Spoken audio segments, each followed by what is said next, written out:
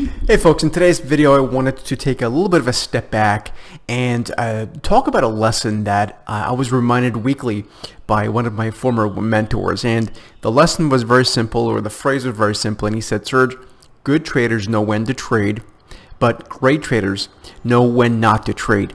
And I was just watching a very prominent hedge fund manager's interview over the past weekend, and I was just kind of listening to his thought process, and this came on the back of essentially a week-long in-depth research week on my part to kind of go through the indigestion the market's going through, what it's looking for, the market positioning, what it really means in terms of inflation and what people are focused on.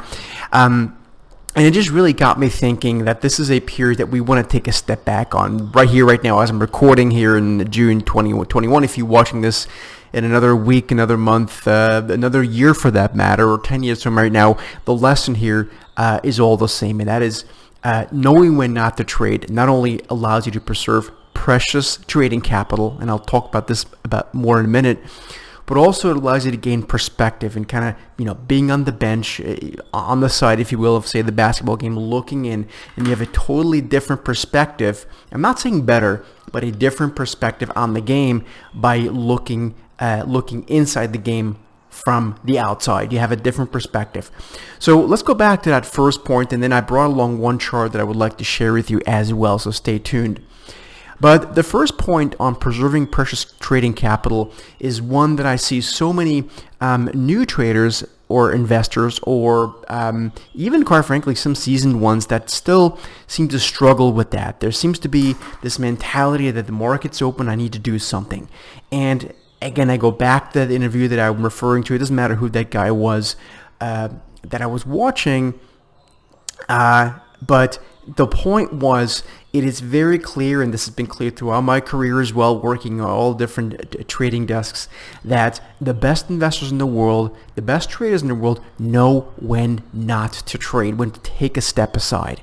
And if you think about what the alternative is, if things are choppy, if things are unclear as they are right now in the market, in sort of the short term, again, this is, if you're watching this at a different time, just use it as an example. If you're psychologically not in a place, whether that's due to your own personal circumstances, or in this particular case right now because of the broader market, if you're not in a position to make to take on positions that have a good reward to risk, why would you take the chance? You're dealing with your own most likely hard-earned money, unless you won the lottery, of course. But even then, that's essentially money you received by being very lucky. But why would you gamble that away with a very low odds situation? And I'm not talking about taking a step aside from the game for months at a time. Although I'll tell you, one of the very best traders I know, he's in Germany, and it's unbelievable. He literally trades for 3 months of the year, and the rest of the year he's just traveling around. But he really knows when to press his best. Now he's an extreme example. But I'm talking about taking a step aside for a few days, maybe a week. That doesn't hurt anyone. I want you to really think about it, and think about what's the alternative.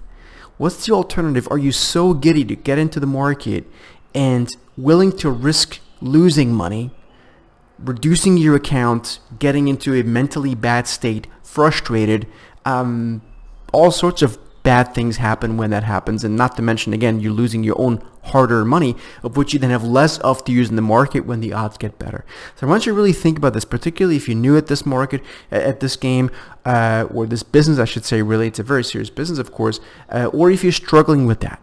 So let's take a step back, and I know this is now a bit more current what I'm going into, but I want to bring along a chart that I do think is one that speaks a lot to where we are right now. And I try to make it as simple as possible, as opposed to bringing along all sorts of economic forecast models and cross-asset analysis.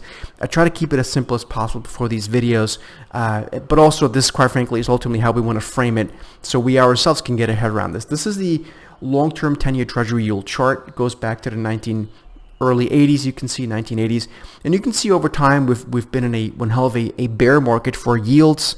Yields have gone lower, meaning bond prices have gone higher, and this is essentially what a lot of portfolio theories have been based around now for the past 30 years, which is a bit scary.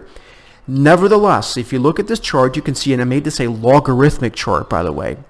If you don't know what that is, I'm sure you can Google that quickly. But basically, you can see we had a massive undershooting in yield terms, or overshooting in price terms, when it came to the bond rally in 2020, basically in the pandemic. And what we do know, looking at this chart, is that when we reach the lower end of this channel, not exactly the lower end necessarily, but towards the lower end, we do ultimately have a really good chance, maybe 80-90%, of ultimately traversing back to the upper end of that channel, right? Now we're in kind of a new territory right now where we've dramatically undershot to the downside.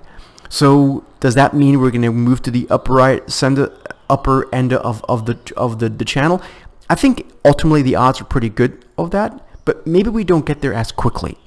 So if I were to look at this, and again, keep in mind this is a moving target, so let's say maybe, and this is totally arbitrary, but let's say by, I don't know, let's say by November of this year, and right now it's 2021, we are going to see the 10-year yield go back to 2%. Well, that would be roughly this area here, right? So there's still room, would still be room to run.